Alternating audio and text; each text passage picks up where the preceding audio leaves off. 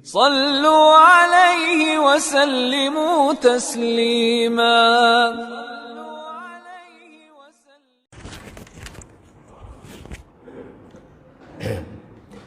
Bismillahirrahmanirrahim. Assalamualaikum warahmatullahi wabarakatuh. Alhamdulillahilladzi hadana li hadza wa ma kunna linahtadiya laula an hadanallah. Salatan wa salaman ala Rasulillah wa ala alihi wa ashabihi ajmain, amma ba'du. Subhanaka la ilma lana illa ma 'allamtana innaka antal alimul hakim. Hadirin hadirat kaum muslimin dan muslimat, jamaah salat subuh yang insyaallah dimuliakan oleh Allah Subhanahu wa taala.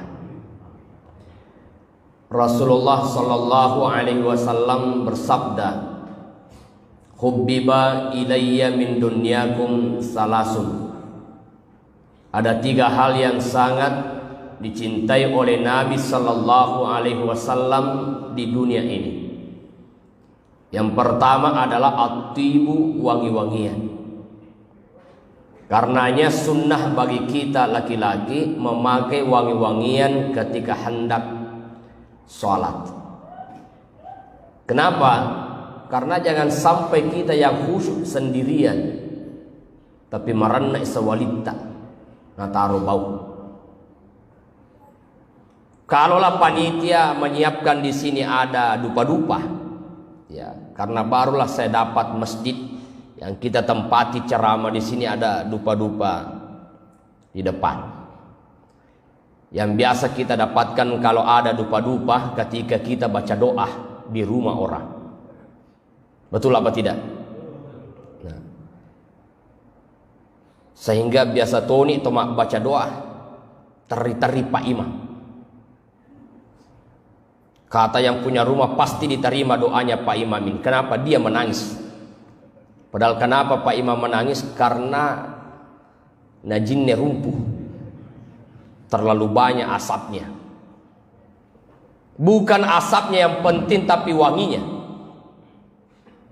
Maka tujuan daripada dupa-dupa ini adalah bagaimana ada aroma wewangian. Kalau Bapak Ibu berangkat umrah keluar dari Masjid Nabawi, toko-toko terbuka, mereka bakar kemenyan dupa-dupa supaya wangi. Bahkan suatu ketika ada pengajian di sekitar Ka'bah, itu masih di area tawaf, orang pengajian, ada syekh yang membawakan pengajian, ada 2 orang yang juga bawa dupa-dupa. Untuk apa? Menimbulkan aroma wangian. Masumanga kumawangi. Nah, yetosi di makun raya bagi ibu-ibu, wangi-wanginya pakai di rumah. Untuk siapa? Untuk suami. Jangan terbalik ke pengantin terlalu wangi, tetapi di rumah taliwa kepanah. Betul apa tidak? Ya. Itu aktibu wangi-wangian. Itu sunnah. Termasuk yang tidak boleh dianggap enteng itu adalah ada satu hadis Nabi sallallahu alaihi wasallam, as-salatu bis-siwaki afdalu min sab'ina shalah bila siwaki. Salat dengan bersiwak atau bersikat gigi itu lebih afdal daripada salat tanpa bersiwak atau bersikat gigi. Bandingannya 1:70 pahala. Maka beruntunglah Bapak Ibu yang bersiwak, bersikat gigi baru ke masjid, dapat pahala lebih dari 70. Ya rena sikat gigi, sabar no. Itu siwak. Ini tidak boleh dianggap enteng. Kalaulah subuh Jumat ini alhamdulillah, ya, kira-kira Bapak Ibu bacaan imam kita itu panjang apa tidak tadi? Masih lumayan. Oh, berarti masih mau ditingkatkan ya. Artinya kalau lebih panjang dari itu masih mampu, betul? Ceritamu. Ya, lumayan itu artinya kalau bisa Pak Ustaz, sudah lama itu. Apakah boleh dipendekkan? Ya. Yang sunnah awalnya itu adalah kata Nabi sallallahu alaihi wasallam fi rakaatil ula, pada rakaat pertama bacalah surah As-Sajdah. Pada rakaat kedua di subuh Jumat kata Nabi bacalah surah Al-Insan. Jadi yang sunnah awalnya itu adalah pembacaan surah As-Sajdah dan surah Al-Insan di rakaat kedua. Hanya saja di dalam surah As-Sajdah ada ayat sajadah. Yang sunnahnya lagi adalah sujud tilawah. Ya, jadi kalaupun harus ya dikurangi, ya diambil tetap 2 surah. Tapi ada masjid karena imamnya tidak ada yang hafal Al-Insan dan As-Sajdah, terpaksa tidak ada salat subuh di masjid. Pulang mereka semua. Padahal ini sunnah. Kalau di antara jamaah kebetulan imamnya tidak hadir atau yang hafal tidak ada yang hadir, ya majulah 1 orang untuk memimpin sholat. Itu sebenarnya di belakang imam itu adalah orang yang mampu mengganti imam. Jadi di semara mondrina imamnya. Kenapa? Kalau imam batal wuduknya, dia harus meninggalkan tempat. Maka yang di belakang imam maju 1 langkah mengganti imam meneruskan sholat. Itu sebabnya kenapa ada pintu di depan, supaya nolak cili imamnya mendek. Itu kalau batal. Misalnya lagi sujud atau ruku, tetik temena, atau dia kentut. Secet demi dia tuh mereka mau cek demi. Karena batal harus meninggalkan tempat, diganti mereka yang ada di belakang. Jadi pertama yang sangat dicintai oleh Nabi adalah atib, wangi-wangian. Yang kedua yang dicintai oleh Nabi sallallahu alaihi wasallam di dunia ini adalah an-nisa, wanita. Wanita soleha. Maka para pemuda carilah wanita soleha. Cari wanita yang menutup aurat. Kenapa? Kalau kita punya istri, bapak-bapak keluar dari rumahnya tidak menutup auratnya, maka 1 langkah dari istri itu sesungguhnya menyeret suaminya masuk ke dalam neraka. Karena itu tanggung jawab suami. Hanya wanita solehalah yang mampu mendidik anak-anak dengan baik. Perkembangan Islam, Nabi SAW sangat bersedih ketika istrinya meninggal. Karena istri Nabi SAW yang bernama Khadijah luar biasa. Khadijah suatu ketika menangis. Bertanyalah Rasulullah, wahai istriku, kenapa engkau menangis? Apa jawaban Khadijah? Ya Rasulullah, yang membuat aku menangis karena saya masih ingin menyedekahkan hartaku tapi sudah habis. Unru besana. Kalau istri kita menangis, Pak, apa yang membuatnya menangis? Kenapa kamu menangis? Yang membuat aku menangis, wahai suamiku, sudah 20 tahun kita berumah tangga. Sudah 20 tahun pula engkau janji saya melinga ka foto beroncong. Tapi beroncong nam itu 5 linga kak. Iya. Itu menangis dunia. Menangis akhirat. Kenapa menangis? Wahai suamiku, yang membuat aku menangis, kalau aku lihat penghasilanmu besar, tokomu banyak, mobilmu mengkilap, yang membuat aku menangis, teganya hatimu, kau pergi sholat Jumat, celengan ada di depan, kau hanya memasukkan 1000. Itu yang membuat aku menangis. Kira-kira Pak, biasa ke istri kita menangis gara-gara itu? Dia gagah. Magi mutari, mana kemana 100 sebelum tepat. Agak nak boleh? Sapi, 50 sebu, 10 rupiah. Ini rojaji. Khadijah menangis.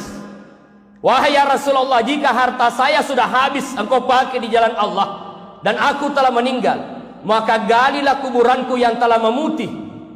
Lalu ambillah tulang belulangku itu, lalu ikatkan pada jembatan agar pasukan Islam bisa melewati jembatan itu dengan kuat. Ternyata tulang belulangnya pun dia sedekahkan kalau itu diperlukan oleh Rasulullah. Maka pantas kalau Khadijah menangis, kalau Khadijah meninggal, Rasulullah bersedih. Kira-kira bapak-bapak kalau istrinya meninggal sedih apa tidak? Sedih apa tidak? Madodong. Iya, mestinya sedih. sedikit bawang. Jangan sampai ada suami meninggal istrinya masuk kamar. Yes. Kenapa yes? Alhamdulillah, aman sudah. Ya, mati panu kue. Bangka metode tu beni Muhammad. Tata.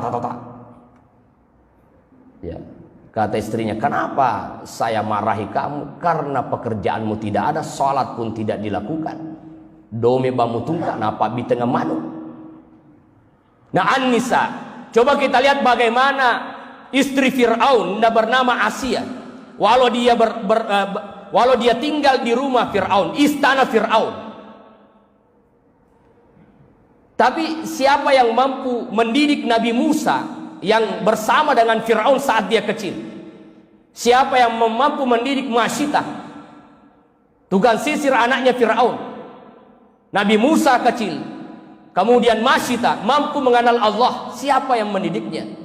Karena dididik oleh seorang wanita soleha dari istri Fir'aun. Maka ibu-ibu kalau suaminya belum taat kepada Allah, didiklah anak-anakmu. Maka ini anak-anak kita ini bawa ke masjid sholat subuh. Kalau perlu bangunkan dia, anak ayo sholat subuh di masjid. Mati sini nina, hei kenapa kau bangunkan cucu saya? Kamu dulu sholatnya ketika ingin menikah, jangan ganggu tidurnya cucu saya. Nenekku tutoy ya. Mestinya kau dorong lah, ayo sama-sama ikut nenek ke masjid. Alena tuh halangi. Yang namanya salat bukan hanya karena ilmu, tapi juga karena kebiasaan. Berapa banyak orang titelnya berlapis-lapis, berapa banyak orang sekolahnya tinggi-tinggi, tapi salat berjamaahnya kurang. Karena apa? Tidak terbiasa. Tapi berapa banyak orang tua kita tidak tamat SD, salatnya 5 waktu di masjid. Kenapa? Karena kebiasaan dari kecil. Maka anak-anak kita perlu dibiasakan untuk hadir salat berjamaah. Yang terakhir, yang ketiga yang dicintai oleh Nabi SAW adalah waju'ilat qurratu aini fis shalah, menjadikan salat itu sumber ketenangan. Ya Bilal, arih Nabi salah. Ya Bilal, istirahatkanlah kami, gembirakanlah kami dengan salat. Maka pantas Nabi itu ketika salat sunat, salatnya panjang. Nabi menikmati salatnya. Nabi panjang salatnya ketika salat sunat, bahkan sujudnya lama. Makanya teori medis itu salah satunya kalau ada orang yang sering sakit kepala, salah satu obatnya adalah sering-seringlah sujud dan perlama sujud.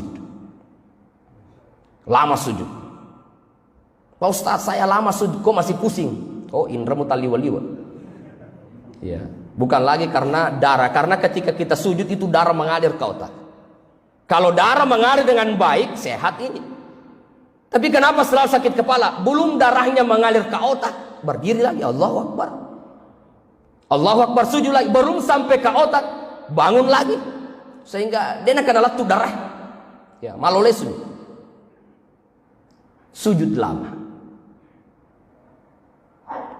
Nah, Bapak Ibu sekalian, dalam ilmu tasawuf dikatakan, jika ingin salatmu khusyuk, mestinya antara wudhu dengan salat jangan ada perkataan tentang dunia.